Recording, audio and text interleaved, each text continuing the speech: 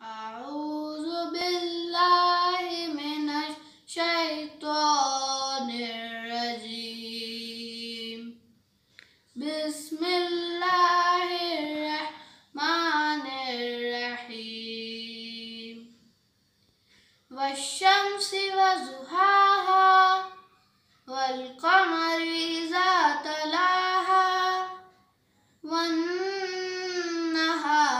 إذا جلاها والليل إذا يغشاها والسماء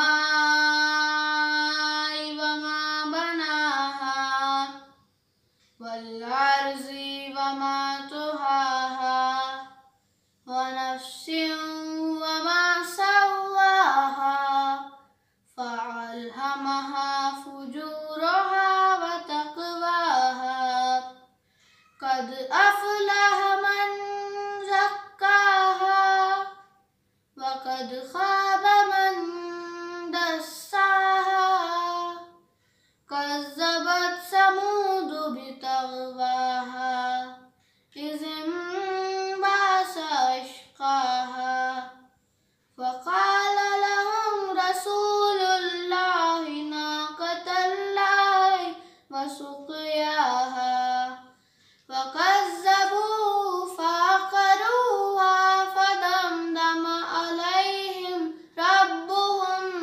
بذنبهم فسواها ولا يخاف عقباها صدق الله العلي العظيم اللهم صل على محمد وآل محمد اللهم صل على محمد وآل محمد وآل محمد.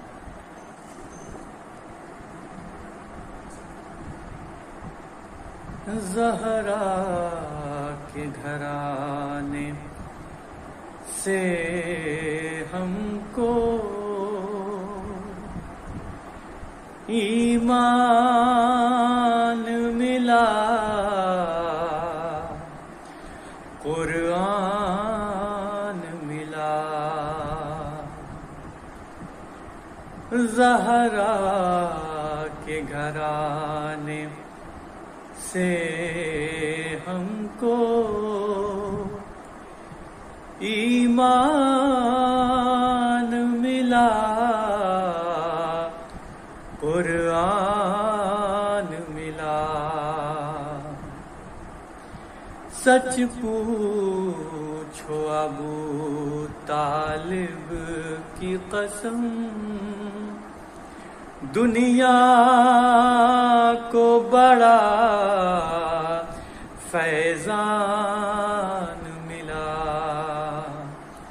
سچ پوچھو ابو طالب کی قسم، دنیا کو بڑا فیضان ملا.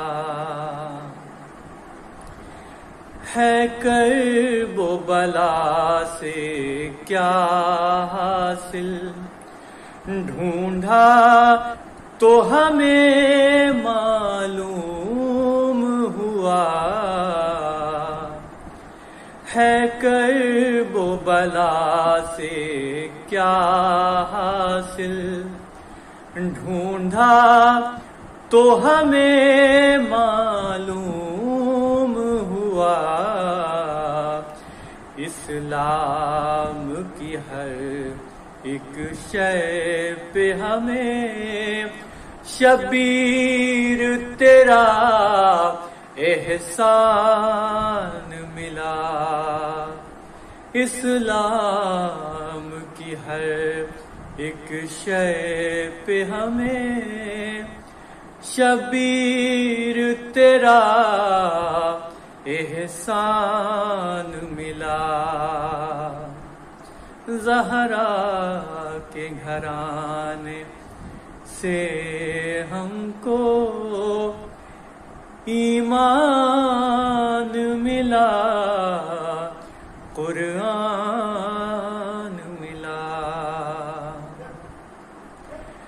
اپنے کو بہادر کہتا تھا، اے قاتل اصغر یہ تو بتا، اپنے کو بہادر کہتا تھا، اے قاتل اصغر یہ تو بتا، کیا تجھ کو زور ستم کے لیے 6 ماہ کا ایک مہمان ملا؟ کیا تجھ کو زور ستم کے لیے 6 ماہ کا ایک مہمان ملا؟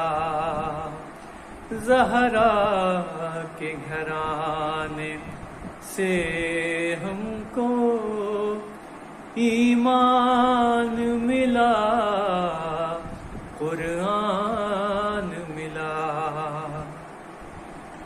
یہ کیسی قیدی بچی ہے، کہتے ہیں سکینہ ہم جس کو،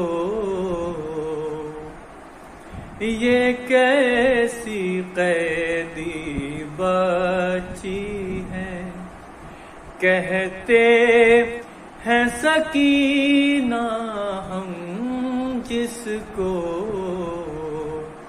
جیتے جی تماچے کھاتی رہی، مرنے کے لیے زندان ملا۔ جیتے جی تماچے کھاتی رہی، مرنے کے لیے زندان ملا۔ زہرا کے گھرانے سے ہم کو ایمان ملا، قرآن ملا۔ سچ پوچھو ابو طالب کی قسم، دنیا کو بڑا فیضان ملا۔ زہرا کے گھرانے سے ہم کو ایمان ملا، قرآن۔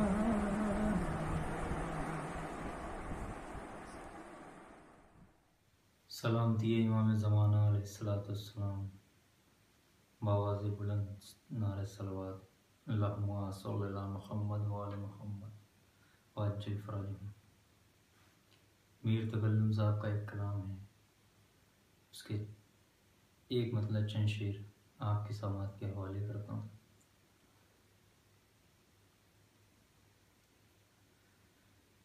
وہ گھر کے حکم جہاں فاطمہ کے چلتے ہیں،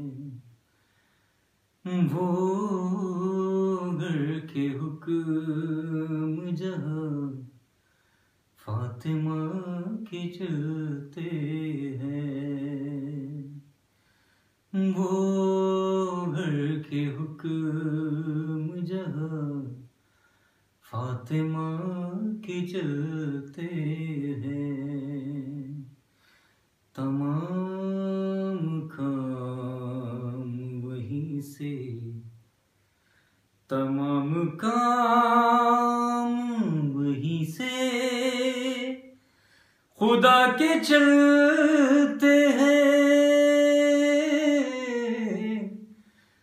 وہ گھر کے حکم جہاں فاطمہ کے چلتے ہیں، یہ کیسی راہ گزر ہے، یہ کون سا در ہے، یہ کیسی راہ گزر ہے، یہ کون سا در ہے کہ مصطفیٰ بھی یہاں سر جھکا کے چلتے ہیں، وہ گھر کے حکم جہاں فاطمہ کے چلتے ہیں، وہ گھر کے حکم جہاں فاطمہ کے چلتے ہیں،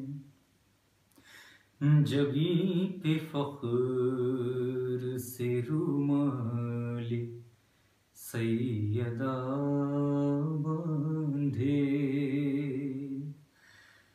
جبیں پہ فخر سے رومال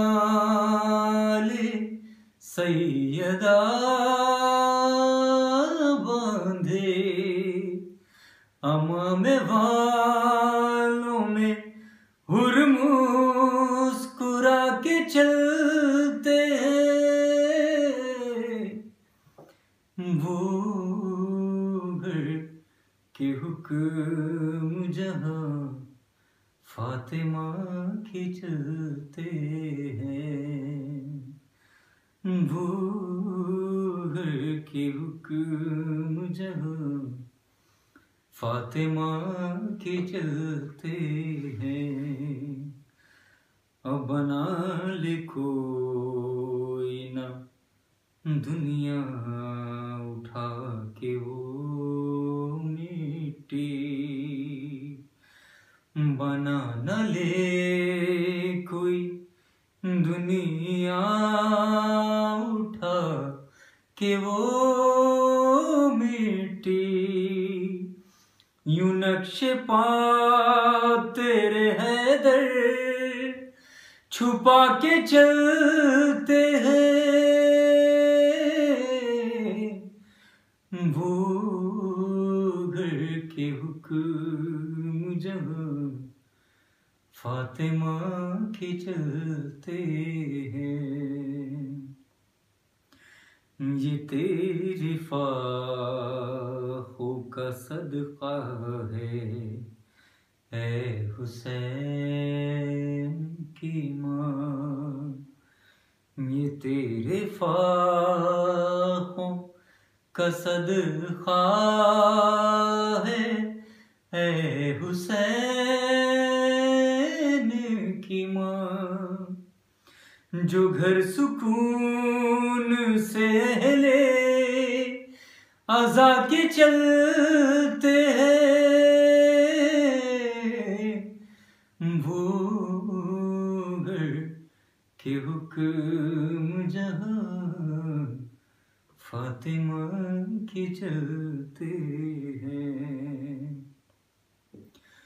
کہا ازل سے تکلم نے انتظار کرو،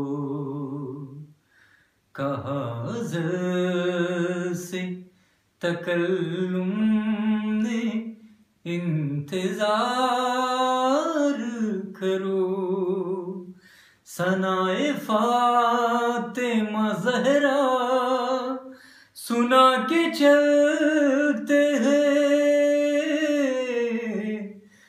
وہ گھر کے حکم جہاں فاطمہ کے چلتے ہیں۔ عصر عاشور جب امام حسین السلام کو تنہا رہ گئے، آخری رخصت کے لیے درخیمہ پر آئے اور جناب زینب اور جناب سید سجاد سے گفتگو کی ہے، اسی کے تناظر میں چند مرثیے کے پیش خدمت ہے۔ شہید ہو چکے جب شہ کے یا برو انصار، شہید ہو چکے جگوشہ کے یا برو انصار، تو آئے قیمہ اطہر میں سید ابرار، کہا کہ اے میرے ماں جائے میں بھی جاتا ہوں، میں اپنے آپ کو نانا کے پاس پاتا ہوں۔ یہ سن کے زینب مضطر تڑپ گئی ایک بار، کہا یہ رو کے کیسے جیے گی اب غم خوار، کہا یہ رو کے کیسے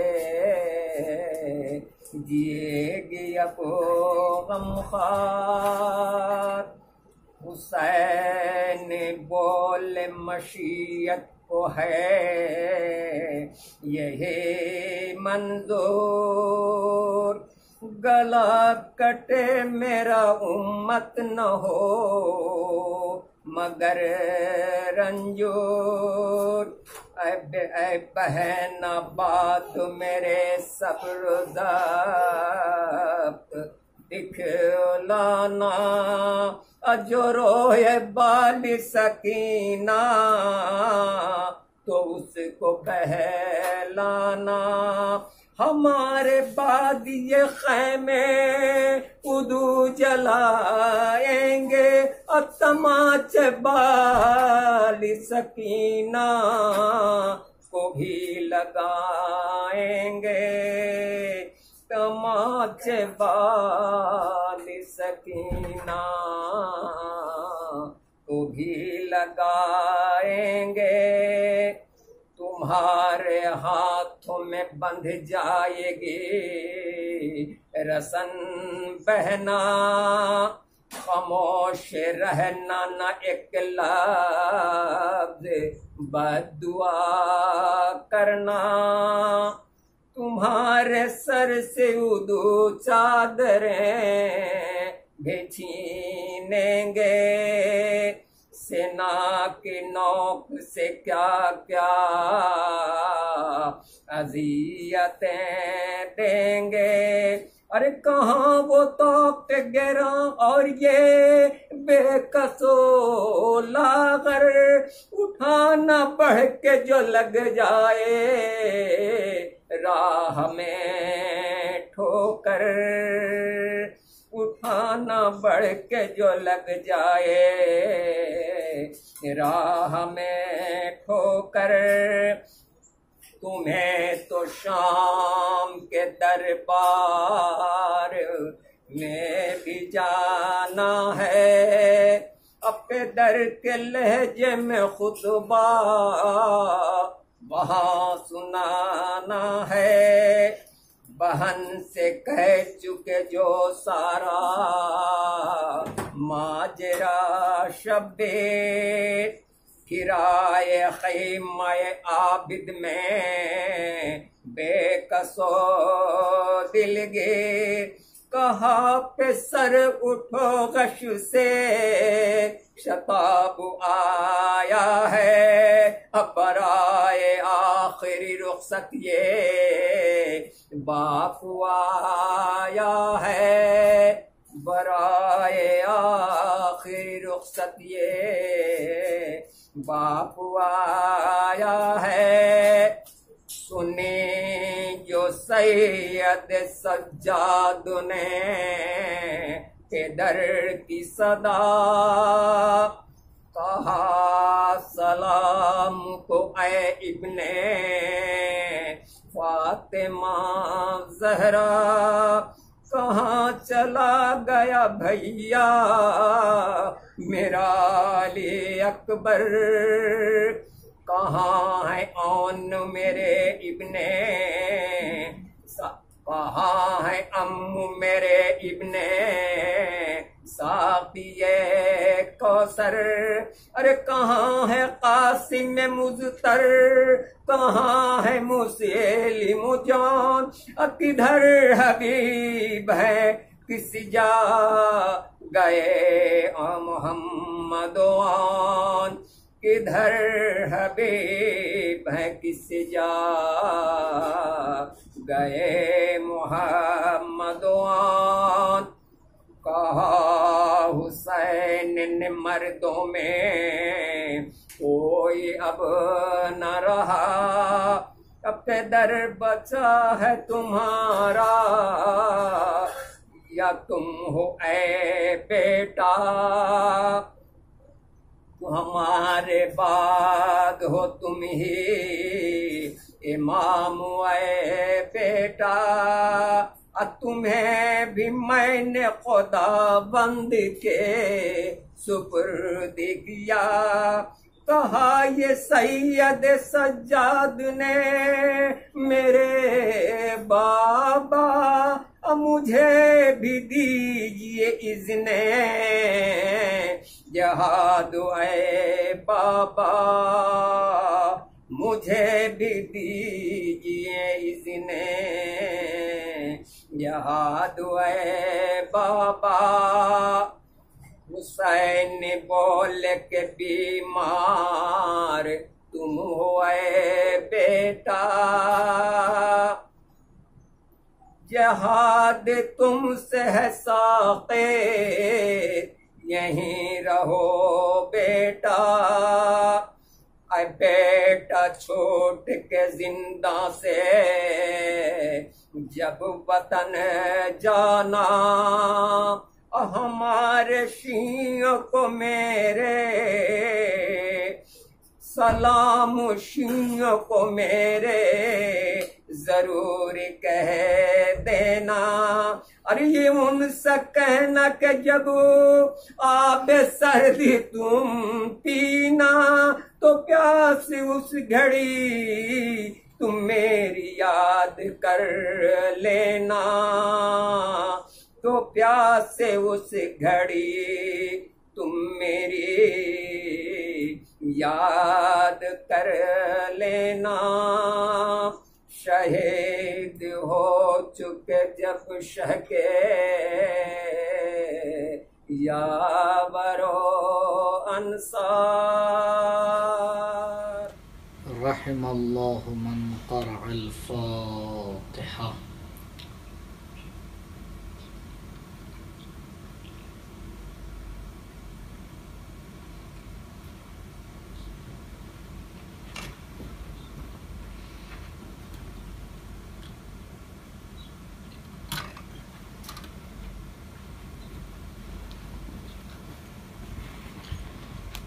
اعوذ باللہ من الشیطان الرجیم، بسم اللہ الرحمن الرحیم، الحمد للہ رب العالمین، بارئ الخلائق اجمعین، باعث الانبیاء والمرسلین، والصلاة والسلام علی طہ و یاسین، حبیب الہ العالمین، شفیع المذنبین، ابی القاسم المصطفى محمد،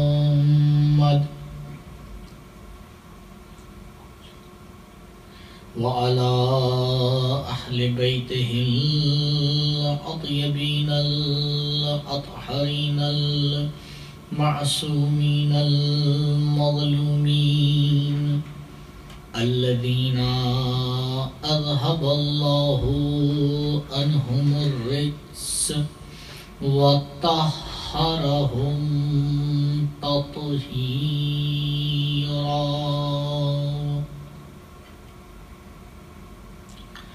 ولا سيما على الحجة الثاني عشر بقية الله المنتظر ولعنة الله على أعدائهم وقتلتهم ومنكري فضائلهم أجمعين. أما بعد فقد قال الله الحكيم في بيانه الكريم: أعوذ بالله من الشيطان الرجيم. لا يكلف الله نفسا إلا وسعها لها ما كسبت وعليها ما اكتسبت. درود پڑھیں محمد و آل محمد.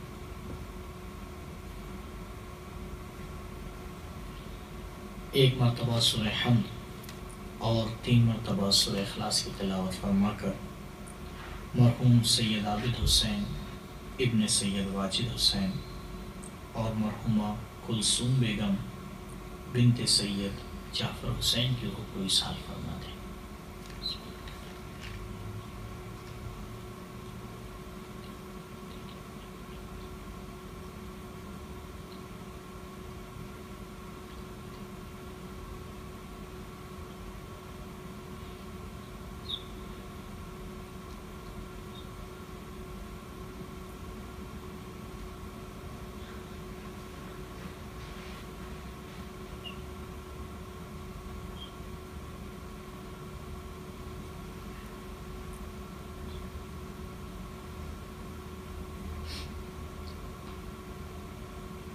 دور حاضر اور ہماری ذمہ داریوں کے عنوان سے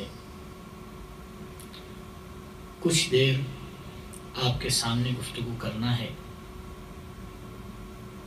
اس عنوان کے لیے جس آیہ کریمہ کا انتخاب کیا وہ سورہ مبارکہ بقرہ کی آخری آیت کا ابتدائی حصہ ہے، جس میں خداوند متعال ایک اہم قانون کی طرف اشارہ کر رہا ہے،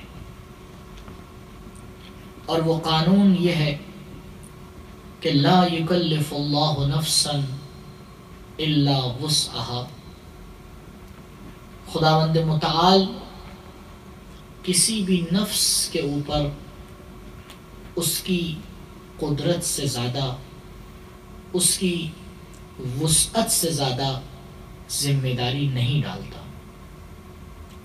لہا ما کسبت، اور یہ نفس اگر کچھ حاصل کرے گی تو اس میں اسی کا فائدہ ہے.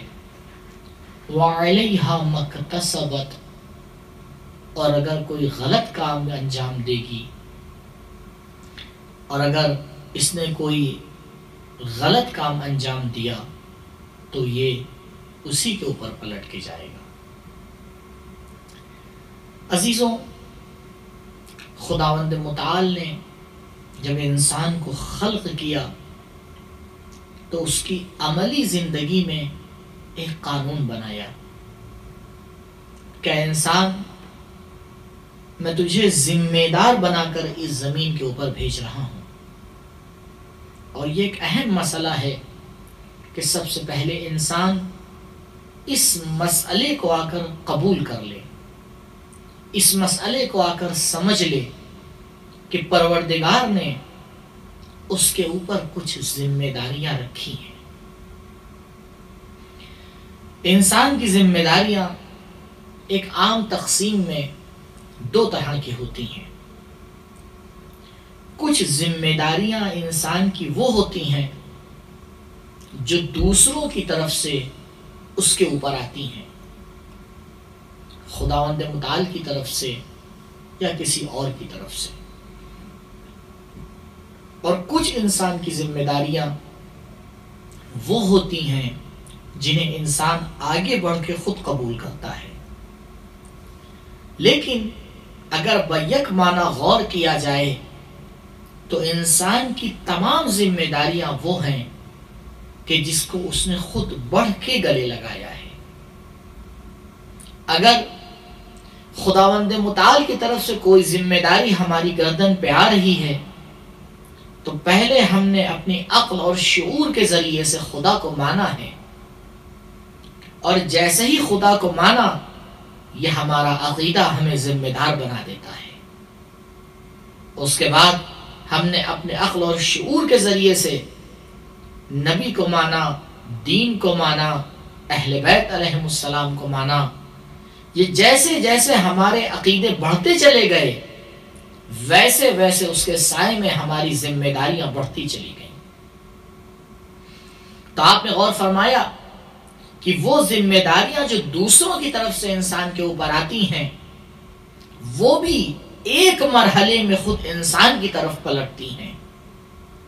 یعنی انسان کی ذمہ داریاں یا ڈائریکٹ اور مستقیم خود اس کی وجہ سے ہوتی ہیں یا غیر مستقیم اس کے اعتقادات کی وجہ سے ہوتی ہیں۔ عزیزوں، انسان جس پر بھروسہ نہیں کرتا، جس کا عقیدہ نہیں رکھتا، اس کی بتائی ہوئی ذمہ داریوں کو بھی قبول نہیں کرتا۔ تو ہماری زندگی کا پہلا مسئلہ یہ ہے کہ ہمیں اس اصل اور اس قانون کے اوپر غور کرنا چاہیے کہ ذمہ داری آتی کیسے ہے، ذمہ داری کہتے کسے ہیں، ذمہ داری کے اوپر عمل کرنا کیوں ضروری ہے۔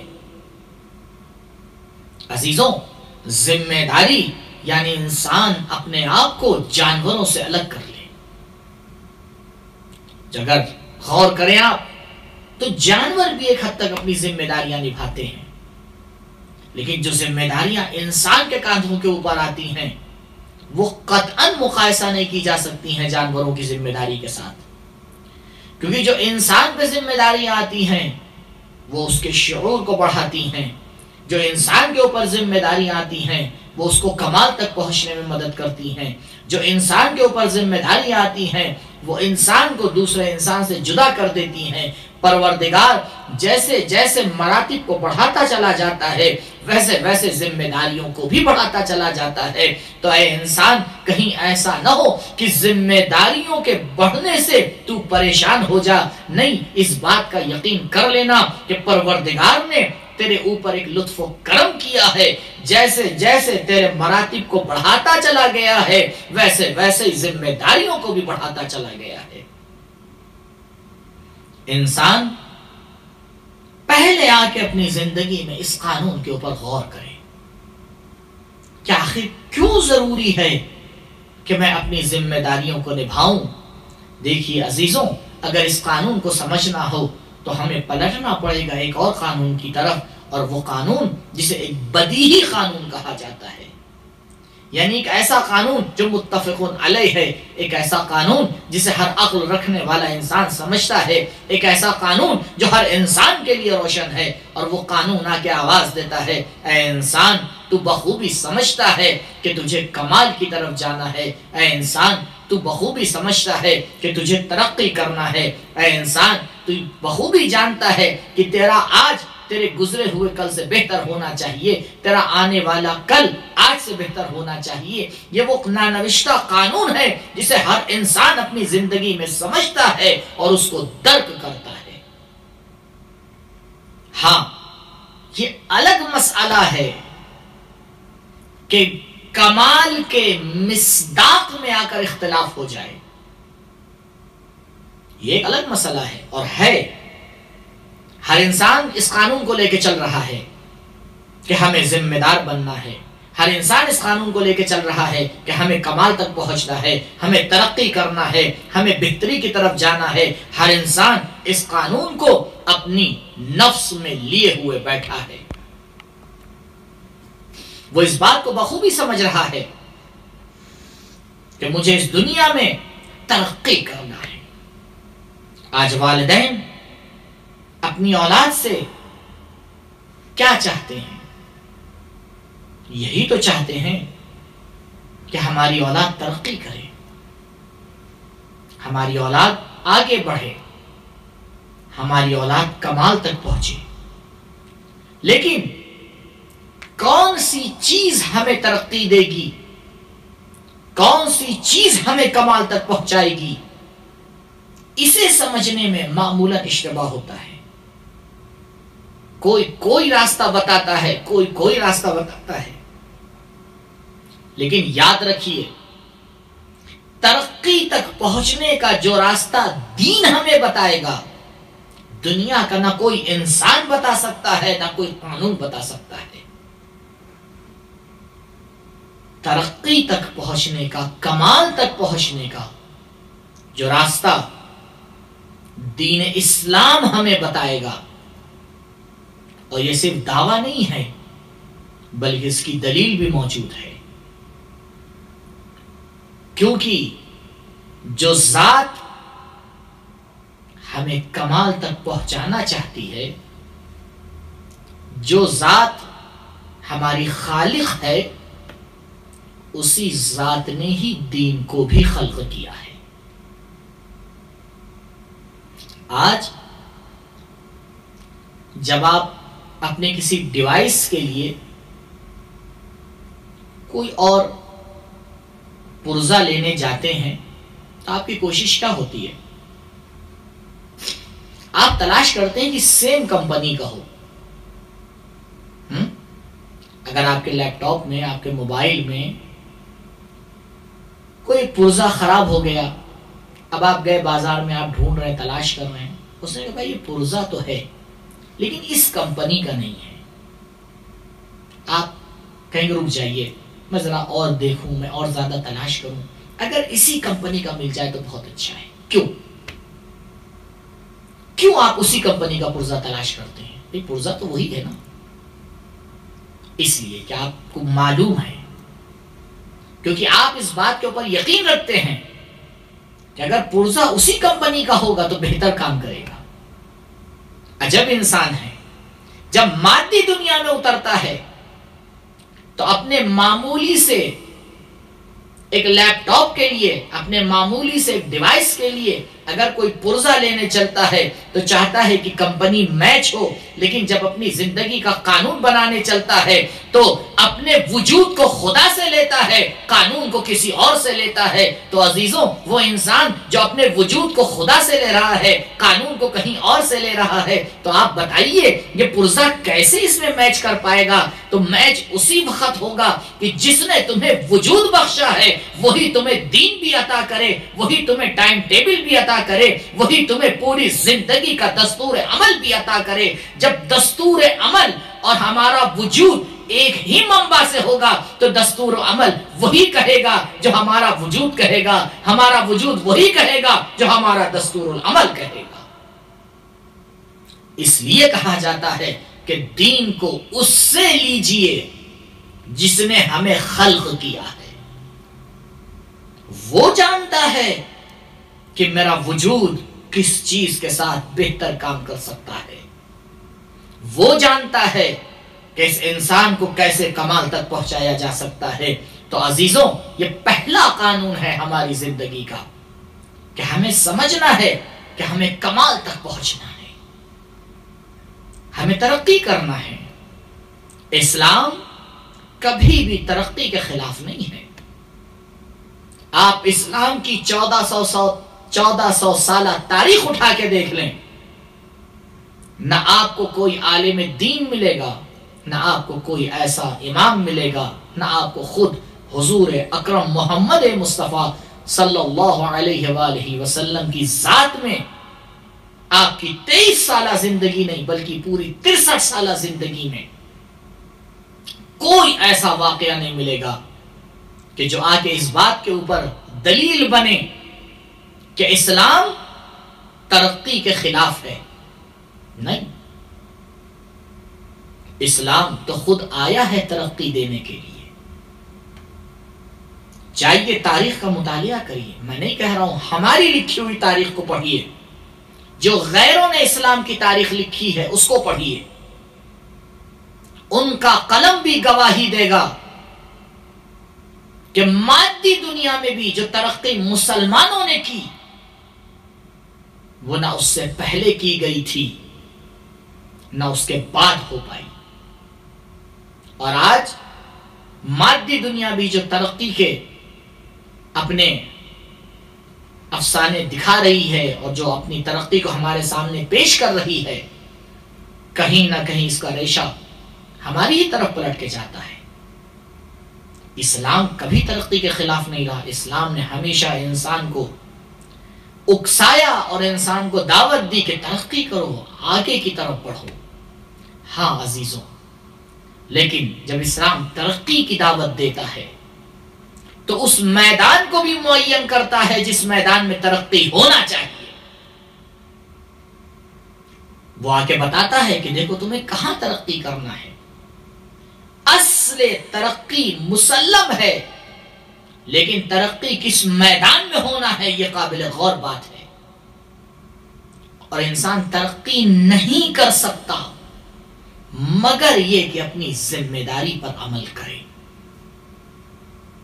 بارہا یہ جملہ میں آپ کے سامنے کہہ چکا ہوں کہ ہماری پہلی ذمہ داری یہ ہے کہ ہم اپنی ذمہ داری پر عمل کریں. ہماری ذمہ داری کیا ہے یہ بات کا مسئلہ ہے. اس سے پہلے ہمیں یہ سمجھنا ہے، اس کے اوپر غور کرنا ہے کہ ہم غیر ذمہ دار موجود نہیں ہیں. لا یکلف اللہ نفسا الا وسعها. پروردگار نے ہر نفس کو ذمہ دار بنا کے خلق کیا. کوئی ایسا نفس نہیں ہے، انسانی نفس. آپ دیکھیں خداوند متعال نے نہ صرف انسان بلکہ جمادات و نباتات و حیوانات کو بھی ذمہ دار بنا کے خلق کیا ہے. لیکن صدحیف کہ کائنات کا ہر ذرہ اپنی ذمہ داری کو بخوبی نبھا رہا ہے. فقط یہ انسان ہے جو اپنی ذمہ داریوں کے نیچے سے بھاگتا ہوا نظر آتا ہے.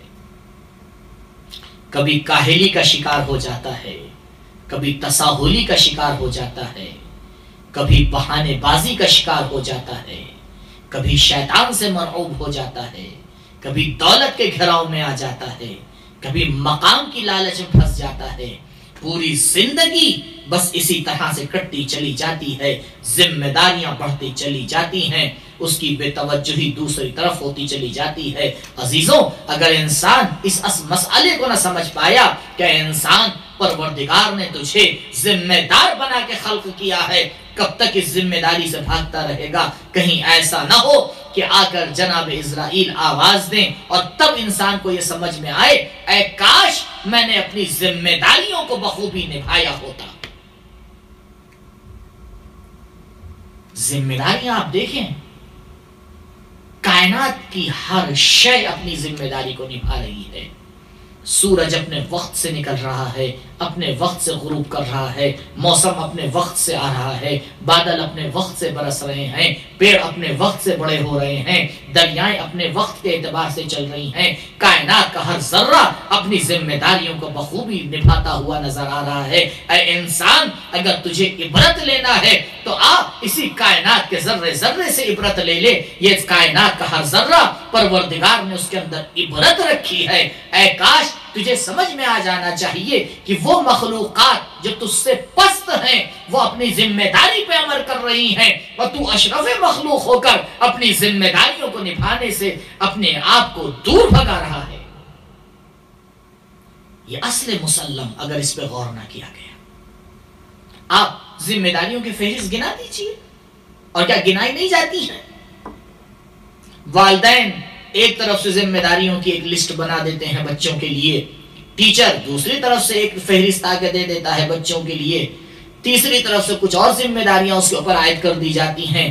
ذمہ داریوں کے بار کے نیچے یہ انسان دبتا چلا جاتا ہے، لیکن جب عمل کی مرحلے میں آتا ہے تو کوئی خاص مسئلہ سامنے نہیں آتا. کیوں؟ کیونکہ ابھی اس کو یہی سمجھ میں نہیں آیا ہے کہ آخر کار اسے اپنی ذمہ داری پر عمل کیوں کرنا ہے. اگر انسان یہ مسئلہ نہ سمجھ پائے کہ اسے ذمہ داریوں کے اوپر کیوں عمل کرنا ہے، آپ کہتے رہیے، آپ اسے سمجھاتے رہیے، نہ آپ کا کہنا مفید ہوگا نہ آپ کا سمجھانا فائدہ مند ہوگا۔ تو ہمیں اس کو ربط دینا ہے اپنی ترقی سے، یعنی جب تک ہم اپنی ذمہ داریوں پہ عمل نہیں کریں گے ہم ترقی نہیں کر سکتے، ہم اپنے مقصد تک نہیں پہنچ سکتے، ہم کامیاب نہیں ہو سکتے۔ ہماری ترقی اور کامیابی یہ اس کا سیدھا اور ڈائریکٹ رابطہ ہے ہماری ذمہ داریوں سے۔ ایک فیملی کامیاب نہیں ہو سکتی جب تک کہ اس فیملی کے تمام ممبرز اپنی ذمہ داریوں کے اوپر عمل نہ کریں، باپ اپنے باپ ہونے کا کردار ادا نہ کرے، ماں اپنی ماں ہونے کی ذمہ داری کو ادا نہ کرے، اولاد اپنے اولاد ہونے کے وظائف کے اوپر نہ چلے۔ جب تک یہ سب اپنی ذمہ داریوں کو پورا نہیں کریں گے، ایک چھوٹا سا نظام ہے فیملی کا، 5 لوگ 6 لوگ 7 لوگ 8 لوگ 10 لوگ ہیں اس کے اندر، وہ صحیح سے نہیں چل سکتا۔ ایک گاڑی جو سینکڑوں پرزوں سے بنی ہوئی ہے، اگر اس میں ایک پرزہ فیل ہو جائے، اگر ایک اہم پرزہ اس کا فیل ہو جائے تو اب دوسرے پرزے بھی اپنی ذمہ داری پہ عمل نہیں کر سکتے۔ اگر گاڑی کا ایک لاسٹک، اگر گاڑی کا ایک پہیا پنچر ہو گیا، انجن کتنا ہی اچھا کیوں نہ ہو، پیٹرول پوری طرح سے ٹنکی بھری ہو، ڈرائیور دنیا کا بہترین ڈرائیور ہو، سب بیکار ہے۔ نہ ڈرائیور اپنی ذمہ داری پہ عمل کر سکتا ہے، نہ انجن اپنی ذمہ داری پہ عمل کر سکتا ہے، نہ اس پیٹرول کا کوئی فائدہ ہونے والا ہے۔ کیوں؟ کیونکہ ایک اہم پرزے نے اپنی ذمہ داری کے اوپر عمل کرنے سے انکار کر دیا ہے۔ کہ نظام ایک مجموعی نظام ہے، اس مجموعی نظام میں ہر پرزے کو اپنی ذمہ داری پر عمل کرنا ہے۔ ایک خاندان کا نظام کیوں بگڑتا ہے؟ ایک محلے کا نظام کیوں بگڑتا ہے؟ ایک ملک کا نظام کیوں بگڑتا ہے؟ ایک شہر کا نظام کیوں بگڑتا ہے؟ کیونکہ ضرور اس میں کوئی ایک ایسا ہوتا ہے جو اپنی ذمہ داریوں پر عمل نہیں کر رہا ہے۔ لیکن یاد رکھیے، کسی غیر کا اپنی ذمہ داری پر عمل کرنا یہ اس بات کا سبب نہیں بن سکتا ہے کہ ہم بھی اپنی ذمہ داری پر عمل نہیں کریں۔ نہیں عزیزوں، یہ شیطان کا بہکاوا ہوتا ہے اور بڑی آسانی سے آ کے ہمیں بہکا دیتا ہے کہ وہ تو اپنی ذمہ داری پہ عمل نہیں کر رہے ہیں، آپ کو کاہے کی پڑی ہوئی ہے۔ نہیں عزیزوں، ہم اپنی ذمہ داری پہ عمل کریں، وہ اپنی ذمہ داری پہ عمل کریں یا نہ کریں۔ اہل بیت علیہ السلام نے اپنی زندگی کے ہر لمحے ہمیں یہی درس دیا ہے کہ اے علی کے ماننے والوں، علی کی زندگی کو اٹھا کر دیکھ لینا، پوری کائنات نے بھی اگر علی کی مخالفت کی ہے تو علی نے اپنی ذمہ داری پہ عمل کر کے اس مقصد کو پورا کر کے دکھایا ہے جسے دنیا والے ختم کرنے کے لیے تمام کوششیں کر رہے تھے۔ دنیا والے اور اسلام دشمن عناصر ہمیشہ اس بات کی درپے رہے کہ کسی نہ کسی طرح اسلام کے اوپر ضرب وارد ہو جائے،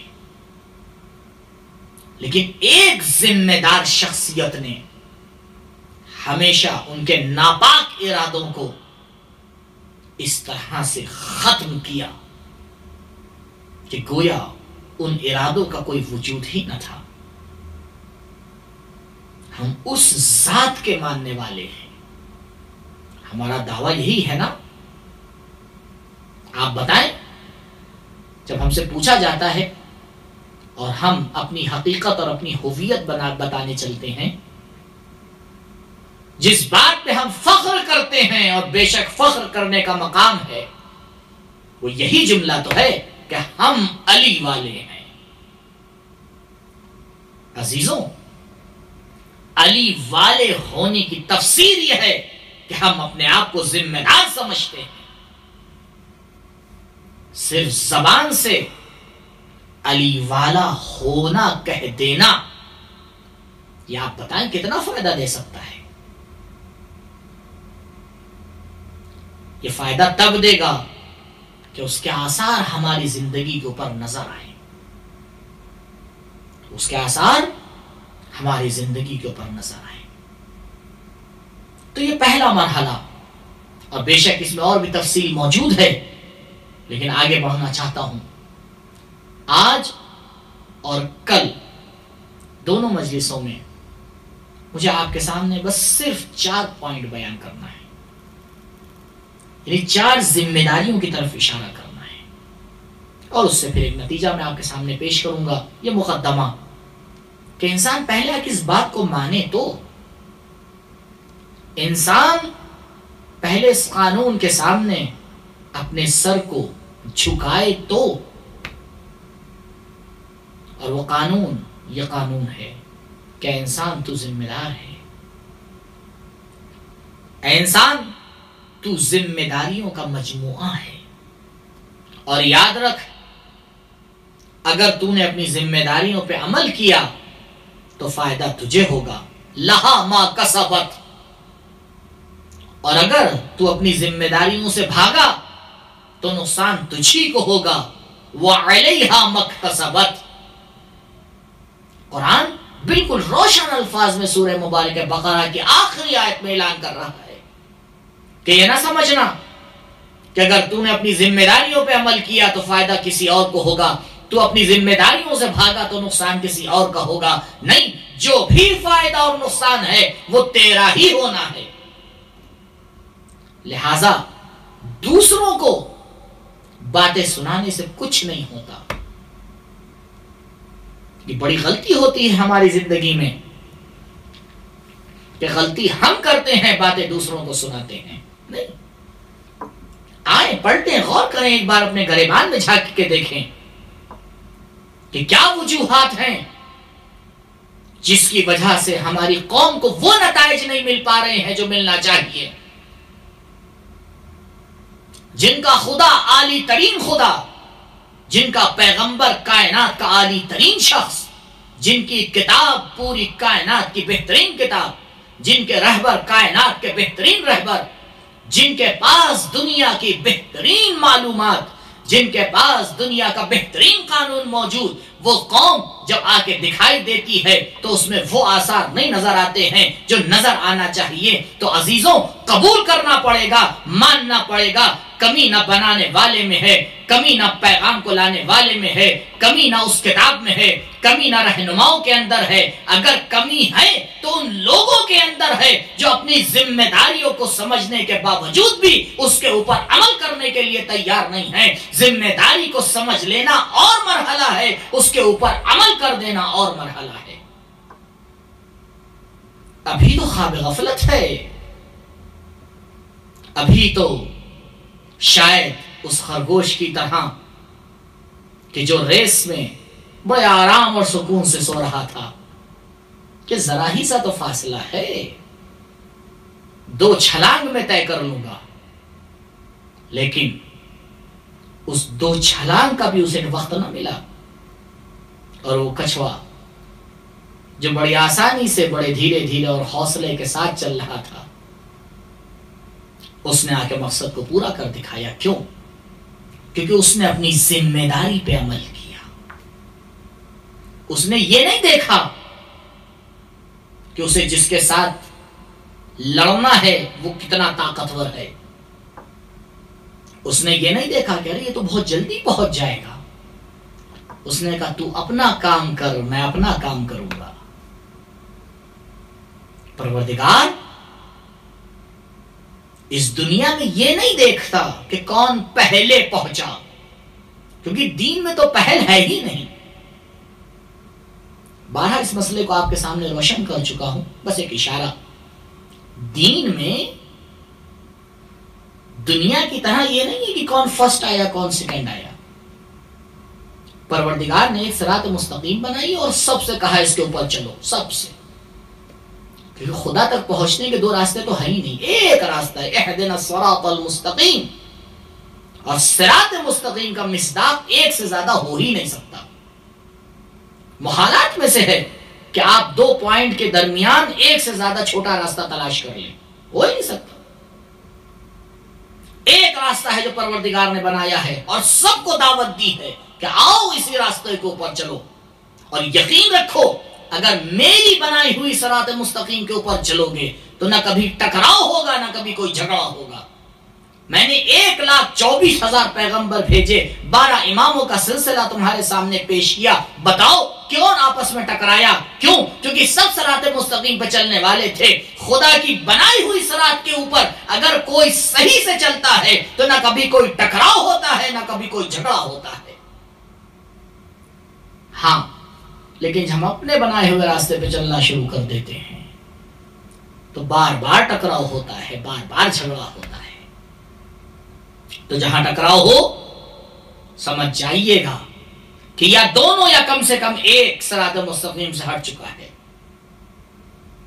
کیا تمہاری ذمہ داری ہے؟ تمہیں فرسٹ اور سیکنڈ آنے کا نہیں سوچنا ہے۔ تم یہ دیکھو کہ ہم نے تمہیں جتنی طاقت دی ہے، عزیز غور فرمائیے گا اس نقطے کی طرف، تم یہ دیکھو کہ ہم نے جو تمہیں طاقت دی ہے، لا یکلف اللہ نفسا الا وسعها، ہم نے جو تمہیں وسع عطا کیا، وسع یعنی طاقت، ہم نے جو تمہیں طاقت عطا کی ہے، ہم نے جو تمہیں کیپیسٹی دی ہے، اس کے لحاظ سے تم اس راستے پہ صحیح چل رہے ہو یا نہیں، بس۔ اگر اس کے اعتبار سے تم صراط مستقیم پر صحیح چل رہے ہو تو تم دوڑ رہے ہو، تم اپنے ارد گرد مت دیکھنا، تم دائیں بائیں مت دیکھنا۔ کیوں؟ کیونکہ مولا نے فرمایا الیمین والشمال مضلہ والصراط المستقیم ہی الجادہ، دائیں اور بائیں دونوں گمراہیاں ہیں، فقط سیدھا ہی راستہ ہے جو تمہیں نجات دے سکتا ہے۔ عزیزوں، سیدھے راستے کی طرف چلنے کے لیے انسان کو فقط سامنے دیکھنا چاہیے، جیسے ہی دائیں بائیں دیکھے گا بہک جائے گا۔ کیا تمہیں اس سے کیا کام کہ جو لوگ تمہارے دائیں چل رہے ہیں وہ کیسے چل رہے ہیں، جو تمہارے بائیں چل رہے ہیں وہ کیسے چل رہے ہیں؟ وہ اپنی رفتار میں چل رہے ہیں، تمہیں اپنی رفتار میں چلنا ہے۔ ان کی ذمہ داریاں ان کی ہیں، تمہاری ذمہ داریاں تمہاری ہیں۔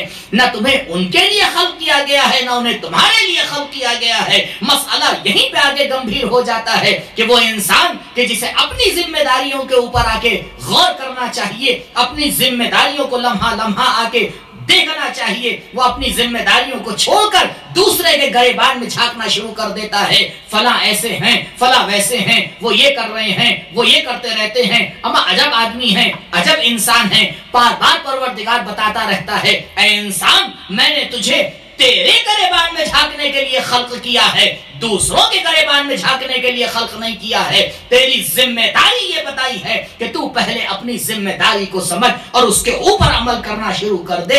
اے انسان، ہم نے تجھے اس لیے نہیں خلق کیا ہے کہ تو دوسروں کو دیکھ کر اپنی ذمہ داری طے کر، دوسروں کو دیکھ کر نہیں۔ عزیزوں، پہلا مسئلہ اور ٹیڑھا مسئلہ یہیں پر ہو جاتا ہے۔ آپ بتائیں، اگر ماں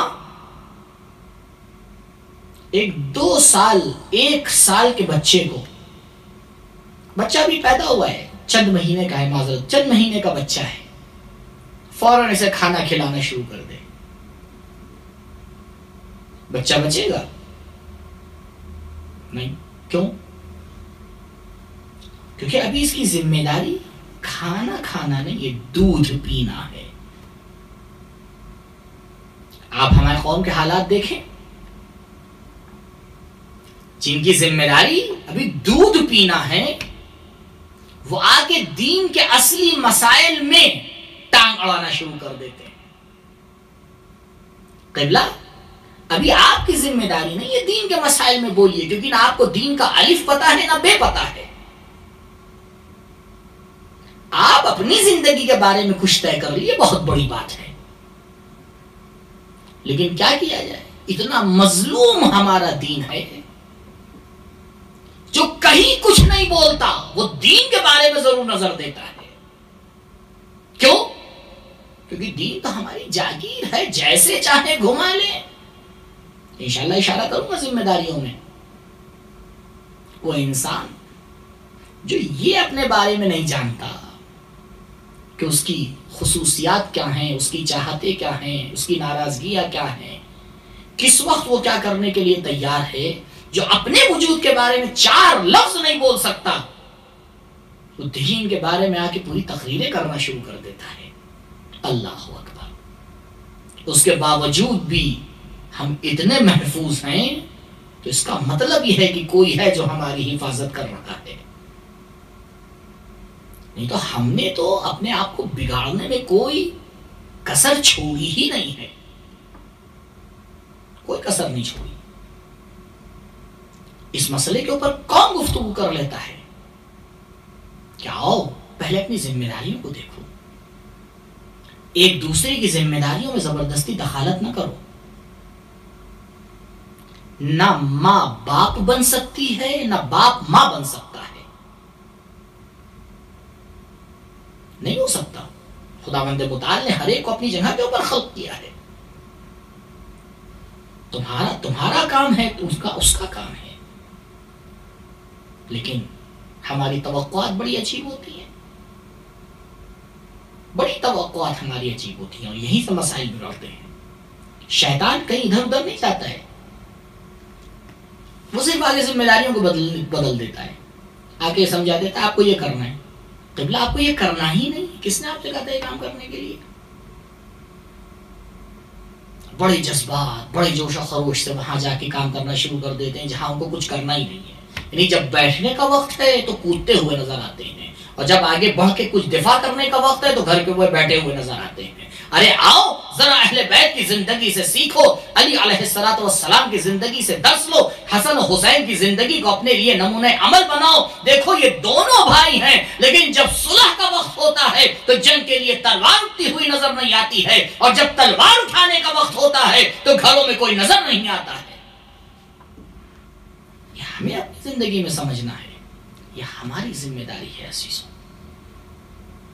اگر اہل بیت علیہم السلام کی زندگی سے ہم صرف یہی ایک درس لے لیں اور ہم اس قانون کو اپنی زندگی میں لکھ کر اس پر عمل کرنا شروع کر دیں، یقین مانیے عزیزوں کہ زندگی کتنی خوبصورت ہو جائے گی۔ اس قانون کو سمجھانے کے لیے، اسی قانون کو بتانے کے لیے اہل بیت نے ہر قدم پر قربانی دی۔ وہ ہمیں یہی بتانا چاہتے تھے، وہ ہمیں یہی سکھانا چاہتے تھے کہ انسان سمجھ جا کہ تجھے کس طرح سے اپنی ذمہ داری پہ عمل کرنا ہے، اور اسی قانون کو سمجھانے کے لیے انشاءاللہ کل کی مجلس میں آپ کی خدمت میں عرض کروں گا کہ وہ کون کون سی اہم ذمہ داریاں ہیں جس کے اوپر ہمیں سمجھنا ہے اور عمل کرنا ہے۔ لیکن جب تک یہ مسئلہ حل نہ ہو جائے کہ ہم ذمہ دار ہیں، کچھ کہنے کا کوئی فائدہ ہی نہیں ہے۔ امام حسین علیہ السلام نے ہمیں یہی تو سکھایا کربلا میں کہ ہم ذمہ دار ہیں، ہمیں دین کو بچانا ہے، اور ہم دین کو بچا کر کسی پہ احسان نہیں کریں گے، ہم اپنے اوپر احسان کریں گے، اور وہ احسان یہ ہوگا کہ ہم کل خدا سے کہہ سکیں گے اے پروردگار، تو نے جو ہمارے اوپر ذمہ داری رکھی تھی ہم نے اسے بخوبی نبھا دیا۔ ہاں آزادار،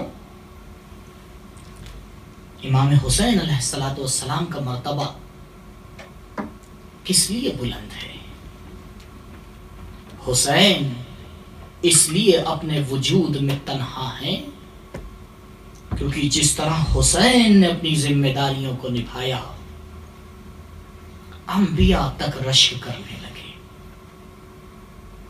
یہاں تک کہ پروردگار نے بھی آواز دے دی، یا ایتھا النفس المطمئنہ ارجعی الی ربک راضیۃ مرضیہ، اے نفس مطمئنہ بس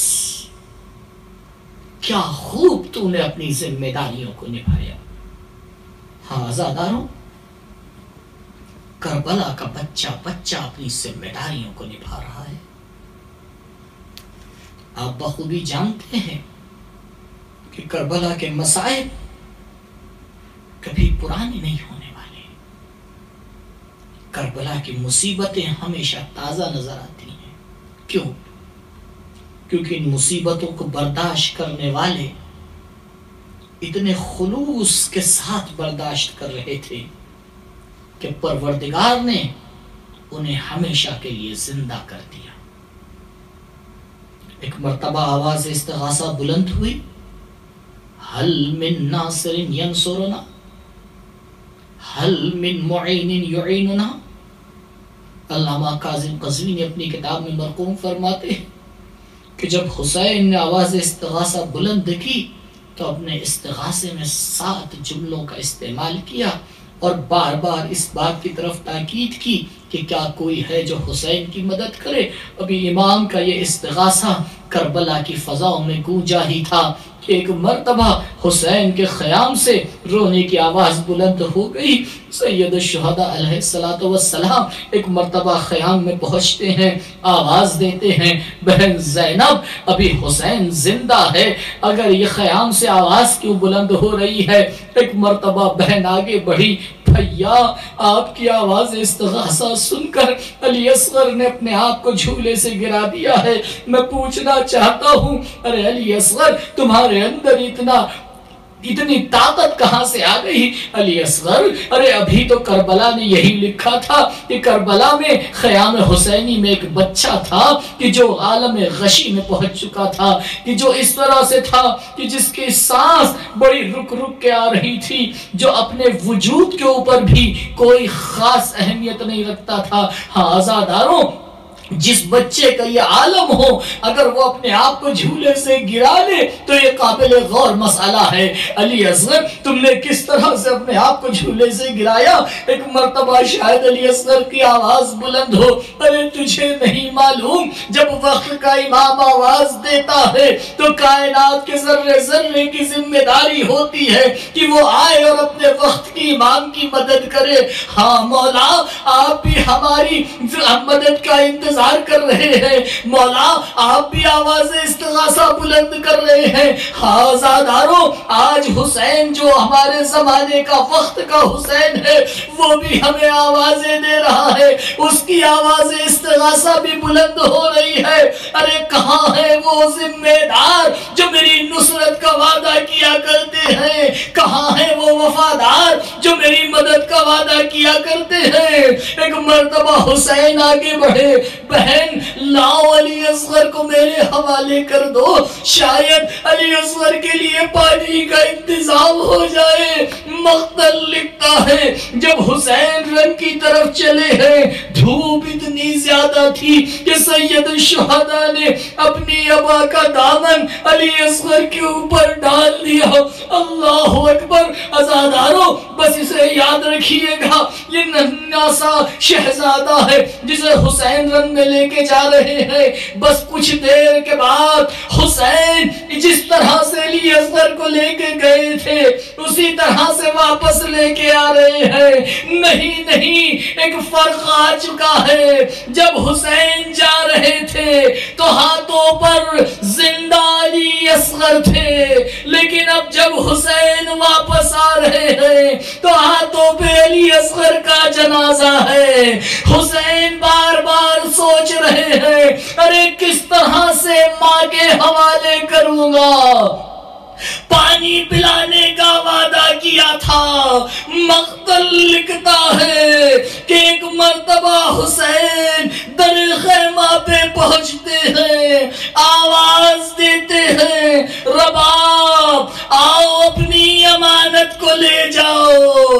ارے ماں سے پہلے ایک ننھی بچی پہنچتی ہے، بابا علی اصغر سیراب ہو گئے، سکینہ پیاسی رہ گئی، بس یہ جملہ سننا تھا کہ ایک مرتبہ ابا کا دامن ہٹا، ماں نے بچے کو دیکھا، آواز استغاثہ بلند کی، بیٹا امثلو کا ینہر، کیا تجھ جیسے بھی کربلا میں نہر کر دیے جاتے ہیں۔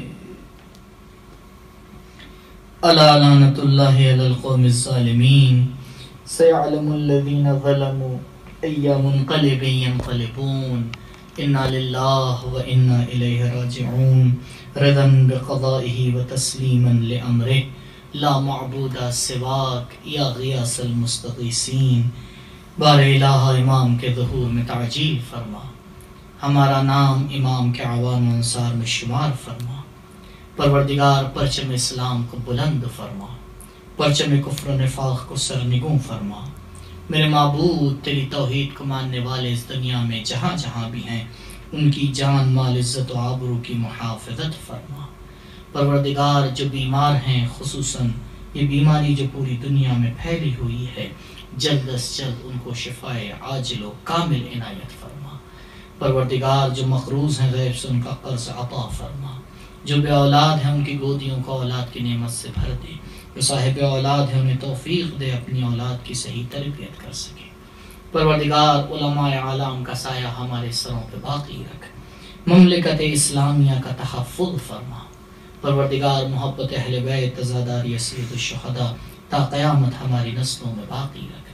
میرے معبود جب ہم اس دنیا سے جائیں تو ایک ہاتھ میں قرآن، دوسرے میں دامن اہل بیت ہو۔ بار الہ ہماری پہلی اور آخری دعا تیری بارگاہ میں یہی ہے، ہمارے امام کے ظہور میں تعجیل فرما، ہمارا نام ان کے اعوان انصار میں شمار فرما۔ ایک مرتبہ سورہ حمد اور 3 مرتبہ سورہ اخلاص کی تلاوت فرما کر جملہ مومنین و مومنات، خصوصاً وہ مرحومین جن کے اصحال ثواب کے لیے اس مجلس کا انعقاد کیا گیا ہے، ان کو اصحال فرما دے۔ ربنا تقبل منا انک انت السمیع العلیم، وآخر دعوانا ان الحمد للہ رب العالمین۔ اللہم صلی علی محمد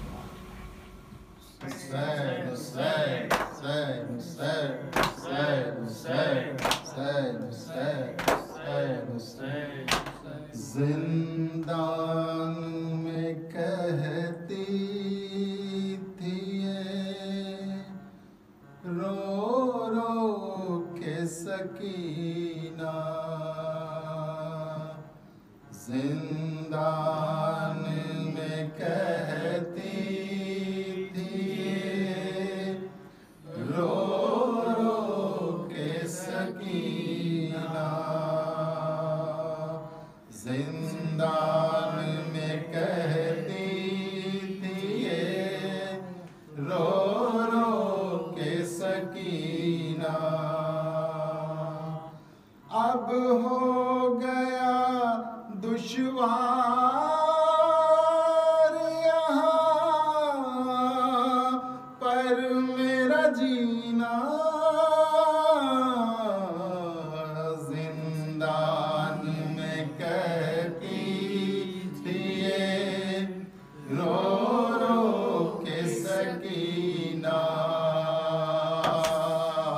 زندان میں کہتی تھی یہ رو رو کے سکینہ، باداب کے بابا میں ہوئی گھر سے بھی بے گھر، باداب کے بابا میں ہوئی گھر سے بھی بے گھر، اب تیری سکینہ نہیں جائے گی مدینہ، زندان میں کہتی تھی یہ رو رو کے سکینہ، باداب کے بابا نہیں نیند آتی ہے मुझको, बाद आपके बाबा नहीं, नींद आती है मुझको। देखाई हूँ मातल में भी तीरों भरा सीना, जिंदान में कहती थी ये रो रो के सकीना, जिंदान में कहती थी ये रो रो के सकीना। और चादर बिछनी तुर्रे लगे, खाए तमाचे, चादर बिछनी तुर्रे लगे, खाए तमाचे। करबो बला में आके लुटा मेरा सफीना, जिंदान में कहती थी ये रो रो के सकीना, जिंदान में कहती थी ये रो रो के सकीना। लिखा था मुक़द्दर में यतीमी भी जफा भी, लिखा था मुक़द्दर में यतीमी भी जफा भी। कैसा मेरी तकदीर ने बाबा मेरा छीना, जिंदान में कहती थी ये रो रो के सकीना, जिंदान में कहती थी ये रो रो के सकीना। महसूस ये होता है यही कब्र बनेगी, महसूस ये होता है यही कब्र बनेगी। घुट घुट के सही कैद में जीना मेरा मरना, जिंदान में कहती थी ये रो रो के सकीना, जिंदान में कहती थी ये रो रो के सकीना। कानों की लवी कट गई, उस पर ये सितम है,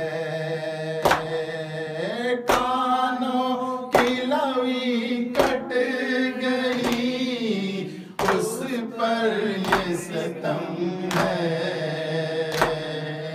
जालिम ने मेरे कानों से बुंदा मेरा छीना,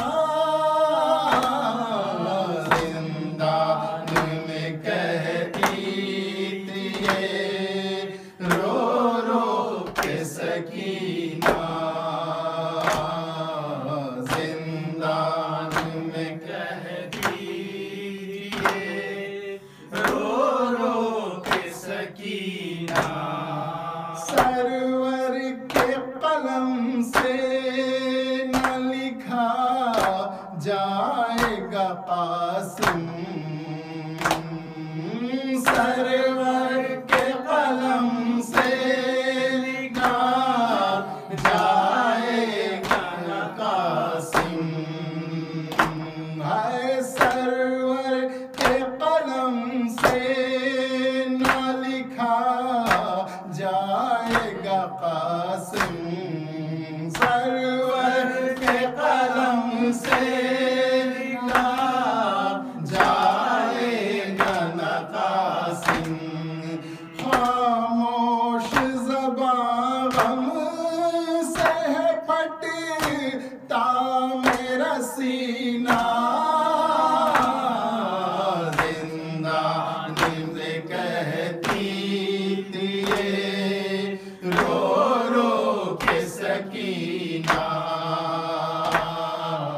زندہ نیند کہتی تھی رو رو کے سکینہ اب ہو گیا دشوار یہاں پر میرا جینا زندہ دن کہتی تھی رو رو کے سکینہ چچا جاؤ چچا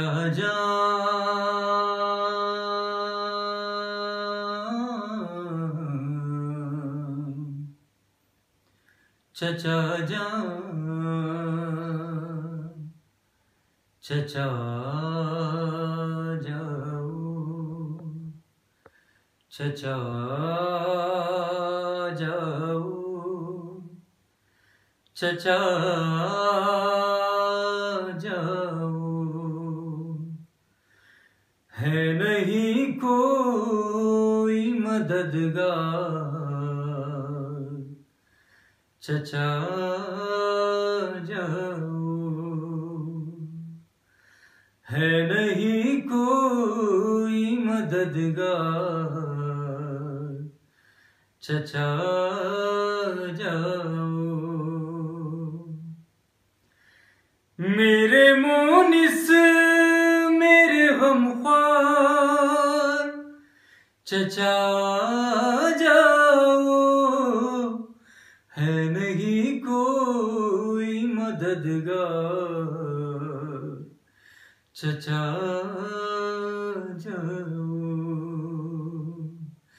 ہے نہیں کوئی مددگار چچا جاؤ ہے نہیں کوئی مددگار چچا جاؤ میرا بھیا میرا اصغر تو بہت تھا چھوٹا میرا بھیا میرا اصغر تو بہت تھا چھوٹا اس پہ تھا تیر ستمگار چچا جاؤ ہے نہیں کوئی مددگار چچا جاؤ ہے نہیں کوئی مددگار چچا جاؤ بابا بھی قتل ہوئے اور نہ بھائی ہے بچے بابا بھی قتل ہوئے اور نہ بھائی ہے بچے میرے نیلے ہوئے رخسار چچا جاؤ ہے نہیں کوئی مددگار چچا جاؤ ہے نہیں کوئی مددگار چچا جاؤ جو بھی مقتل میں گیا ہے نہیں آیا واپس جو بھی مقتل میں گیا ہے نہیں آیا واپس میری نظریں ہیں طلب چچا جاؤ ہے نہیں کوئی مددگار چچا جاؤ ہے نہیں کوئی مددگار چچا جاؤ وہ جو بالی میری ماں نے مجھے پہنائی تھی وہ جو بالی میری ماں نے مجھے پہنائی تھی لے گئے اس کو جفا کا چچا جاؤ ہے نہیں کوئی مددگار چچا جاؤ ہے نہیں کوئی مددگار چچا جاؤ جھولا اصغر کا جلا اور میرا کرتا بھی پھٹا جھولا اصغر کا جلا اور میرا کرتا بھی پھٹا میرا جینا ہوا دشوار چچا جاؤ ہے نہیں کوئی مددگار چچا جاؤ ہے نہیں کوئی مددگار چچا جاؤ جلتے خیموں میں اکیلے ہیں پھوپھی اور عابد جلتے خیموں میں اکیلے ہیں پھوپھی اور عابد میں ہوں اب بے کس و ناچار چچا جاؤ ہے نہیں کوئی مددگار چچا جاؤ ہے نہیں کوئی مددگار چچا جاؤ اب نہ پانی کا کروں گی کبھی تم سے شکوا اب نہ پانی کا کروں گی کبھی تم سے شکوا پیاسی رہ جاؤں گی ایک بار چچا جاؤ ہے نہیں کوئی مددگار چچا جاؤ ہے نہیں کوئی مددگار چچا جاؤ لاشا ساحل پر تڑپنے لگا غازی کا موت لاشا ساحل پر تڑپنے لگا غازی کا موت جب صدائی علمدار چچا جاؤ ہے نہیں کوئی مددگار چچا جاؤ میرے مونس میرے غمخوار چچا جاؤ ہے نہیں کوئی مددگار چچا جاؤ